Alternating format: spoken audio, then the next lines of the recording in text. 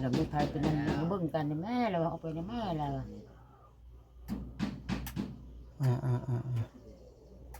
ไปประเทศในใดปืนค่ะบ่มีหลายคนแล้วเขาบอกโอ้ยแห้งโลดหัวก้อมูแล้วมันว่าชาวนางเขาเป็นชาวนางไปการกับลูกคู่คืนนี่ละมากกว่าการแม่นะเดี๋ยวลูกเรากับเราหันเป็นอย่างญาติบางงูคุกงูต่อนะไปแล้วบ่แม่ชุบชาวนางมาบัดนี้พากันมาพี่ชายตั้งแต่แล่นไปก้อนมุ่งไปว่าโอ้ยโดดทั่วไปเลยมันคิดว่าชาวนางนี่นะคิดว่าชาวนางเป็นแล้วไปช่วยย่านว่าเป็นหัดเป็นญาติบางงูเงี้ยด้วยความเป็นห่วงแล้วเนาะโดดหัวนี่ควมเล่นเลยแหละมันเล่นเลยไปผู้เดียวนะผู้เดียวมันแล้วเขาสิฮู้เนาะมันว่าตัวนี้ให้โอ้เก่งเลยจันโอ้ยเนาะคิดว่าลูกเดี๋ยวนี้อย่าลืมกดติดตามเพื่อเป็นกำลังใจให้ผมด้วยนะครับทุกคนขอบคุณมากๆครับภาพขึ้นพี่น้องเลยทางเฮาก็สิได้ถ่ายคลิปนี้แล้วสิได้ไปเวียกนะบ้านพี่น้องเลยมาถึงสิเฮ็ดซอยทีมงานเพราะว่ามันยังเข้าบ้านบ่ได้อยู่เด้พี่น้องเอ้ยยังชนกันเพิ่นว่าเฮาเฮ็ดแต่เฮือนป้าแก้วใกล้สิแล้วเนาะป้าแก้วเนาะสบายดีป้าแก้วโอ้ตัวเป็นได้เห็นเฮือนแล้วปะงามเบิ่งนั่งข่อยนั่งน้ำในข่อยก็ฮ้อนไม่ใช่ฮ้อนเขาอยู่นะฮะฮ้อนวะไปหาเขาช่วยเข้าโอ้ตัวคุณเป็นอะไรเมื่อคืนนี่ได้ยินเสียงคนบ่ได้ยินให้แล้วสามีคุณสามีแล้วประการเสียงให้ช่วยได้ยินเขาคือขับเบิดทีบเจ้าก็ได้ยินเบิดทุกคนนั่นแล้วไปที่หานไปค่อยแล้วบ่กล้าไปเลยแล้วก็เบ้าจีแล้วก็เบ้าลาวหลายคนอยู่ไปแถวนางผู้ใดกลับมาบอกหมู่แล้วกลับไปในพ่อบ้านเพชรกับพ่อบ้านบ่อยู่ตอนน่ะจะเขาเป็นเพียงบ่ฮู้โอ้ช่วยแน่ใครก็ได้ช่วยคนนั้นเขาตายแล้วบ่ฮู้ท่าปานนี้เลยบ่จักคือมิดอยู่นี่เขาก็สิฮู้แล้วพ่อบ้านโทรเอากล่องรถหลังจากเพิ่นมาแต่สิได้ช่างกล่องแล้วช่างเขาบ่อุ่นช่องกองรอนไว้เลยช่างกล่องรถบ้านน้อยก็มาเฮาชะนั่นเปอร์เซ็นต์นะมาพี่เลยเมื่อคืนนี่กระทึกบ่คนนะเข้าไปพูดเข้ากับนี่ไปเนาะแสดงว่าบ่ทันเลิกเนาะท่านเด็กแต่บ่มีปืนมีพาไปหานไปโอ้ยทีนี้มันอยู่น้ำหัวน้ำสวนน้ำมันนั้นพ่นหน้ามันช่องบ่เห็นของลี่แล้วก็แล้วเนาะค่อยถึงสั้นดิยกค่อยนะก็เป็นชั่วโมงผมบักมือเบิ่งอยู่ได้เสียงห้องอะไรเสียงให้ซอยห้องให้คนซอยนะเจ้าคาดเดาว่าเป็นหยังปะเอาไปสิฮู้เนาะตามคาดเดานะค่อยบ่จักค่อยอาจจะข่มขืนกันประมาณนี้แหละค่อยว่าบ่มีรักข่มขืนเขาเฮ็ดหยังซะเขาสิไปข่มมันคนมันต้องมีผู้คนเฒ่าคนแก่คนหยังนอนหัวนอนชวนผู้ชายผู้สาวเขาสิไปนั่งอยู่ผู้ห่างๆลงภาพเชิงยานั่นเพิ่นมันมีแต่สวนอ้อยได้สวนหยังค่ะมันคนอยู่ตามสวนนี่ผมค่อยก็เคยรับไปทางนั้นหากินเลยอยู่ห่างๆกันดีนะอยู่เพื่ออยู่สวนนะไทยบ้านอันนี้แล้วก็ไทยบ้านน้อยนะท้องหลายไทยบ้านน้อยดินเขาทางผีเวทนะมันจะถึงเติบพ่อบ้านโทรเกมจับโดดดันโบกันเลยคืนนี้มันเหตุเกย์แล้วลูกพ่อบ้านมาทักแม่เมียเพิ่งตาห้องชาไปบึ้งกลัวผู้ใดก็พากันไปนึกว่าแล้วพอจนสั่นคนนะได้ยินเสียงหายโน้ตบอกไปซอยเนี่ยดิชาวนางเด้เราไปกับลูกเราไปการนะไปการเม่นที่นี่อะไรในสวนอ้อยนะไปเลยได้ยินหงเติบเราไปก็ได้ยินพาลูกตบเล็กมานะมาบอกหมู่นี่แหละชาวนางอันนี้เลยอะไรกันลั่งลงมาหุบบาลาไปดูในนี้แบบนี้ทหารก็ไปทหารก็ฮือฮามานี่แล้วไปบาลาเขาก็ไปขึ้นอื่นข้าที่ห้ามันคือลูกลงเขาเห็นอะไรเจ้าจนสั้นเลยค่อยสั้นแล้วคนชาวนางแล้วเป็นยังสั้นเลยชาวนางมาว้าวเป็นมันเป็นต้นเป็นพวงเสียงมันเป็นตาย่านอะไรเนาะช่วยแน่เอ้ยบ้านเมืองเอ้ยคนใดก็ช่วยคนแน่คนตายแล้วครับบ้านเลยพี่ยังได้ยินแล้วพ่อเขาน้ำไปบักไก่ก็ยังบ่ฮอดนะเขาเลยพากันลุกมากับพ่อบ้านทูผมหลอกผมนอนออกไปเลยตั้งแต่ได้เลยแล้วมิดเลย บ่มีก็จนดึกเราก็ป้ารถรถได้เราก็จุงรถไปเงี้ยข้างตู้คอยแล้วก็หอบมันเข้าไปเลยเวลานี่ ไปน้ำเขาว่าแล้วก็ได้ ไปพุ่นละบ่แจ้งให้พุ่นละไปบ่ฮอด จนอึ้งเลยเจ้ากันเนาะ เอาค่อยย้านค่อยบ่ได้ก็ทิ้งให้ไปนำเขาก็ให้หัวพี่ อืม บ่บ้านน่ะมีใครเป็นนั่นเบิ่งกันแม่แล้วเอาไปแม่แล้ว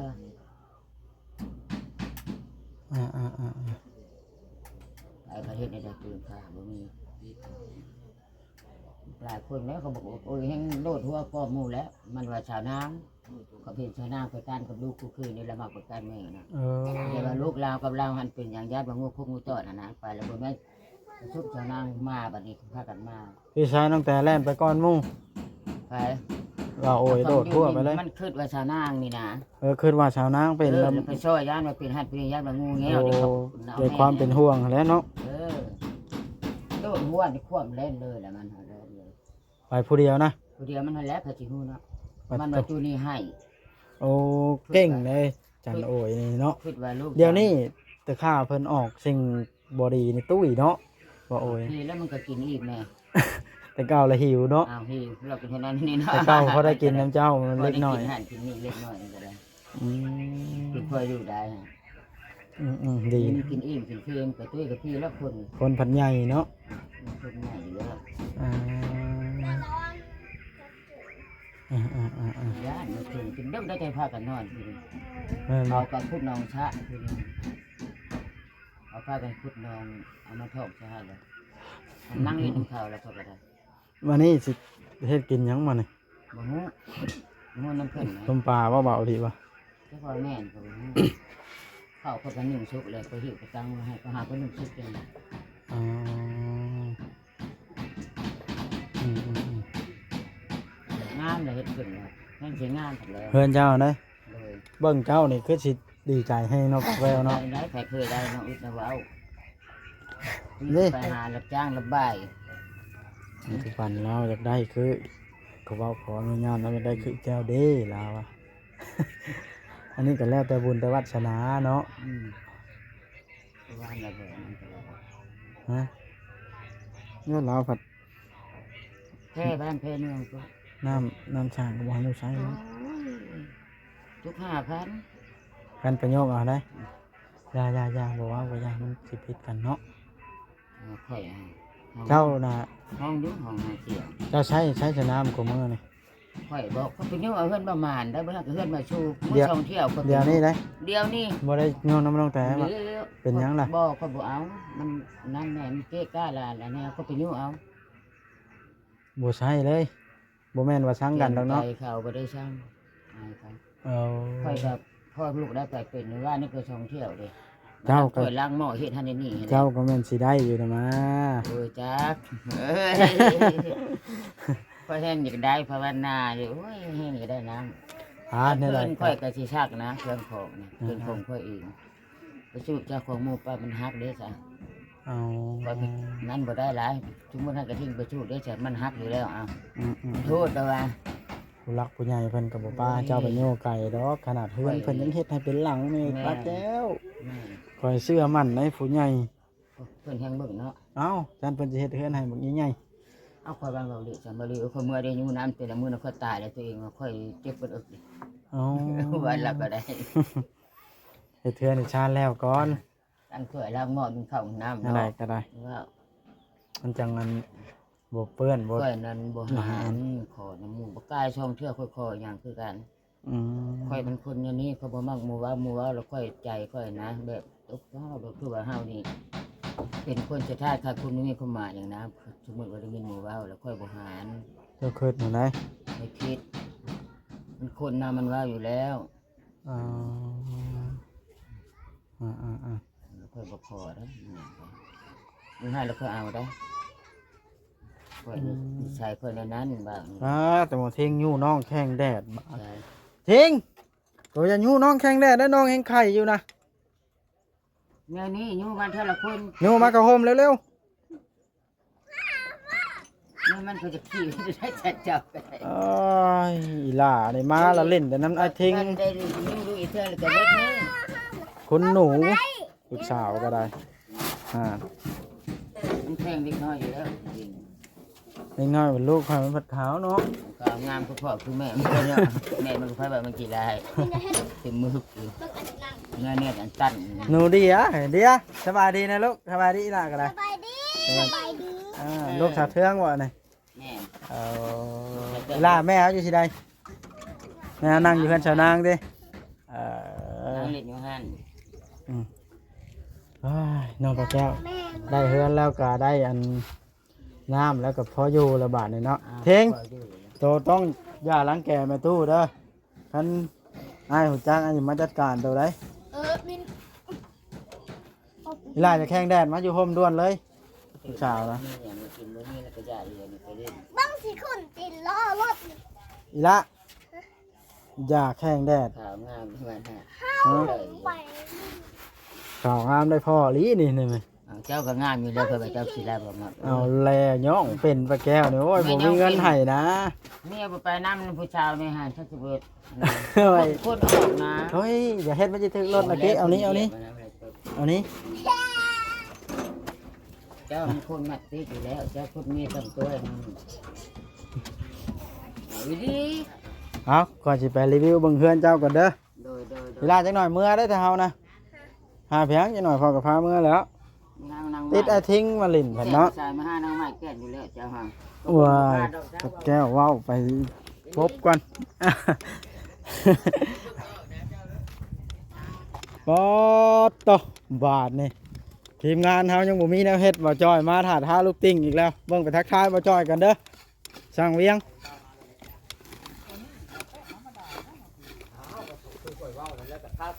สบายดี มันจะแข็งมันจูน ลุง โดยเด็กน้อยเนี่ยทันได้ดีเด้ เอาสร้างต่อเว้าหยัง ว่าเพิ่นจะเอาแป้นธรรมดามาใส่ได้ เอาไม่เป็นขาวๆนะเนาะมันแอมเนาะ แป้นตัวเขาเว้านะแป้นหน้าเสาหาดิ โอ้เป็ดบ่ให้ช่องกระล่างได้นะ บ่แม่นจะช่องกระล่างแล้วบ่บ่ของครัวอยู่นี่กินเครื่องกินนี่เบิด เพื่อแต่งอยู่พวกกินไว้ก็อัดไว้แล้วเพื่อบ่ให้หมาเข้า โอ้แม่นแล้ว ใช่เราบ่ได้มีหมาพอตัว บ่แล้วมันก็มาแต่บ่อนอื่นได้ช่างต่อเอ้ย บ่สิหมาเรา เป็นธรรมดาเนาะบ่ติด ขึ้นไปทักทายบ่จ้อยก่อนเด้อ เลยมันอยู่เทิง มานี่บ่จ้อยมานั่งอยู่ชาติพี่ มาล้มกันอยู่ชาติพี่ ตั้งอันนั้นตั้งคลิปนี่ สบายดีบ่จ้อยซะแนว สบายดี อ้าว เป็นยังไงนี่ มาฮอดแต่โดนแล้วบ่ โอ้ยโดนเติบแล้ว มาจ้อยต้องขยันเด้อถ้าจักซอยค่อยบัดค่อยเข้าบ้านประตูเด้อเจ้านะเด้อเพราะว่าช่วงนี้มันยังบ่ทันได้เฮ็ดเพิ่นยังบ่ได้ให้เฮ็ดมันสิสนเพิ่นเว้านะ สิให้เท่าไหรนี่ ค่าจับบ้านประตูนะ ขาจับบานประตู บัตรหนึ่ง10,000 เป็นหยังล่ะ สิจ้างบ่จ้อยจับบ้านประตูช่อยสิให้เพิ่น10,000 จับนี้มันยังไม่ได้ทาสี บอกว่าเพิ่นบัดเข้าอะนะบอกให้เพิ่นขานให้มาคู่มือแล้วมาจับแล้วเขาสิให้10,000 มาแล้วบ่จ่อย ขานจับ ค ซ อ อย ย มาคู่มืออยู่แล้ว ส่งน้ำแดงให้เพิ่นกินนะ ส่งน้ำแดงให้บ่จ้อยกินได้บ่จ้อย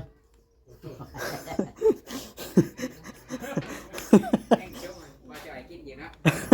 โอ้เอาทางต่อ อันนี้เดี๋ยวจะเป็นยังไงนี่ ไว้ให้ข้างใน บอส หืม ขอได้ยินข่าว พอดีไว้ใช่กัน ข้าวเรื่องไหน เจ้าถือ ข้าวหยังอ่ะ เจ้าถือเลขบ่ บ่น้องแต่ผัวน้องแต่ ถือเลขเลยนี้เลย ตัดในเวียง ไป บ่ได้ในเฮือนน้องแต่แล้วบ่เห็นกัน น้องแต่เราไปซื้อน้ำแดงมาสู่กินนั่นมาเราถือเลขแม่เรามาให้โชคเราเว้านะนี่เดิน เดี๋ย มาว อย่าเฮ็ดเด็ดขาดนะ เบาลิบ่จ้อยทวงกินเรียบร้อยเจ้าถือเลขเขาว่า ใช่ล่ะผมรู้ชื่อ เดี๋ยวบอสว่าเจ้าว่าเฮียบอส ต้องใจเล่าที่เรียกว่าเป็นทางที่ได้เล่าเนี่ย ไปละงูจักคือไหนคุยกันไม่เข้าที่ห้อง เปิดเมื่อแล้วนะเพิ่นบอกกันคืนในหัน เด้ ปลาแก้วอึ้งแห้งจนสั้นคืนนี่ไปสัมภาษณ์แล้วแหละเขาสั้นบ่จักนะเฮ็ดนอนจนบ่หลับแล้ววะนอนจนบ่หลับ เสียงแปลกประหลาดคนเอิ้นน่ะช่วยมาโอยโดดความหัวแล่นไปคืนนี่ แต่เลยมันได้ตัดเพิ่นอยู่แล้ว โอ้ยไปให้หน่อย บ่จ้อยชงน้ำให้บ่จ้อยกินได้ไหมชงน้ำแดงให้บ่จ้อยกินนี่น้าช่างเตาะ แม่นให้บ่จ่อยกินเองนะ ให้ไผก็ชงนะให้บ่จ้อย จ่อยส่งยังให้เพิ่นกินเองอีก อื ทาง ม นู้นเติบว้ายลื่นเด้ มันทำกันเด้อมันทำกันเด้ออันนี้ต้องละเอียดไหมอันนี้ก็เลิก สร้างต่อนี่คนอารมณ์ดีเนาะแพงสร้างต่อเด้คนอารมณ์ดีเพิ่น ทาง นี่ นู้นเติบได้ เฮ็ดหยังอันนั้นบ่ได้ขี้กันบ่เด้นี่ อีกกระตอกเล็กแล้วก่อน โอ้สลาดแห้งสร้างไว้ยัง ดีบ่บ่คนบ่ช่างยังดีมันพอดีกันเด้อมันพอดีกันเด้อ ห้ามให้มีน้อยมีใหญ่บ่ แม่น ห้ามสร้างไว้ยังตามลงมาอีกหน้อยหนึงห้าม เบาลีมันเดือดแค่แต่เช้า อันคอยเบิ่งน้ำนะบ่มีพลาด ตัวนั้นประตูตัวน้อยๆมันบ่จับ เป็นแห้งสร้างไว้ยังเนาะ ลงหัวเนาะจังหวะ เจ้าคือเป็นได้สร้างไว้ยัง อ้าว ฉันสิว่าสร้างเด้ ว่าชา มาอะไร เอาไปส่งแผ่นขึ้นเทิงอีกก่อนไปขึ้นเทิงน้ำเลยเด้ ฮะเมียมาผูกแขนหลานแล้วเรามานำหลานเราอยู่ในนี่เด้ โอ้ว่าเจ้าเอาเมียมานำเลยลิขนาดเราเสียมานำคือกันหรอก เอาเฮ็ดคือดิ บ่ขึ้นก็ได้บ่ลีเก็บเมียมาน พกเมียมาด้วยเหรอเด้ ำบ่ลีหยอกผู้สาวน้อยบ่ได้ ว้ายเดี๋ยวจบอะไรอันนี้เนาะ ขึ้นเลยเนาะบ่จ่อย เอาพี่น้องเอ้ย ลุยงานอะไรทีมนี่เนาะได้สร้างหน้าใหม่มาผู้หนึงวะฮะสร้างแปะใช่ปะชื่อเพิ่นน่ะบ่จ้อยก็เห็นเธอเจ้าเอิ้นแปะหรือหยอกเราชื่อเราในนั้นโอ้อันเด้สบายดีเด้อสร้างยินดีที่ได้ฮู้จัก เป็นสร้างจ้อย สร้างจ้อยโดยเต็มตัวแล้วบัดนี้เนาะ เป็นหมูฟูแล้วตอนนี้ อ่า ลงตรงไว้ อ่ะ ไม่น่าเชื่อจริง ว่าสิเป็นสร้าง เป็นเชือก มาฮอดจุดนี้ได้ยังไงเนี่ยเนี่ยเป็นสร้าง แล้วลุยจุกๆผักให้เรางามด้วย เฮ็ดหยังก็เฮ็ดคักสร้างจ้อยเนาะ จ้อย เฮ็ดก็เป็นอีกหั่นน่ะคนธรรมดาบ่ได้เป็นเด้อคือข่อยนี่บ่ได้เป็นเด้อสร้างจ้อยเอ้ย นั่นแหละเปียก มันบุญสนมันยันสนแตกนะอ๋อจ้ะสร้างเฮานี่ทีมเกิดสีฟ้า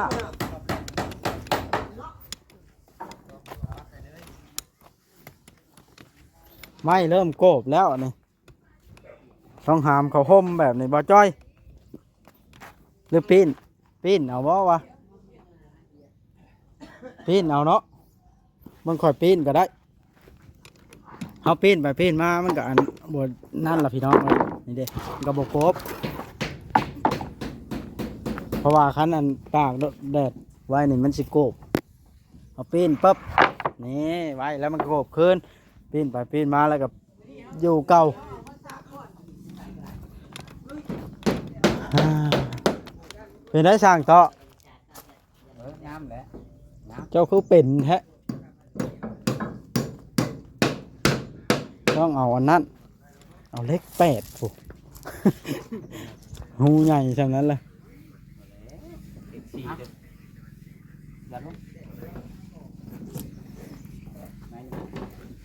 เพื่อนปลาแก้วอันนี้ทีมงานเราบ่มีเวียกเฮ็ดเลยนั่ง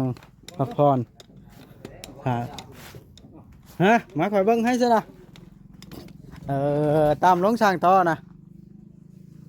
เฮ็ด ๆวิธีบัตร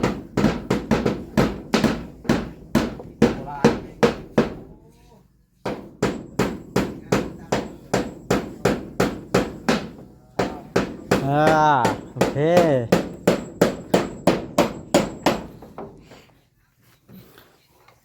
เป็นอะไรเบาดิได้หยังมาสู่บ่จอยยอมมาเนี่ย เย็นตาโฟ เย็นตาโฟพ่อแพทย์บ่เบิดเลยเนาะ เป็นชื่อแบบนั้นนะเย็นตาโฟให้ผู้ใดสิกินน้ำพ่อแพทย์ ขอโทรหาเพิ่นแล้วกัน โทรหาพ่อแพทย์บ่ โทรให้พ่อแพทย์ก่อนสิรับงวดแล้วบ่มามื้อนี่ บ่แม่นแนวจักดีแบบนั้นเนาะ แม่น เกื้อกันก็บ่จ้อย เจอแล้วมาคือมือบ่บัน บ่จ้อยต้องให้รางวัลแล้วเด้อว่าเลยบัตรหนึง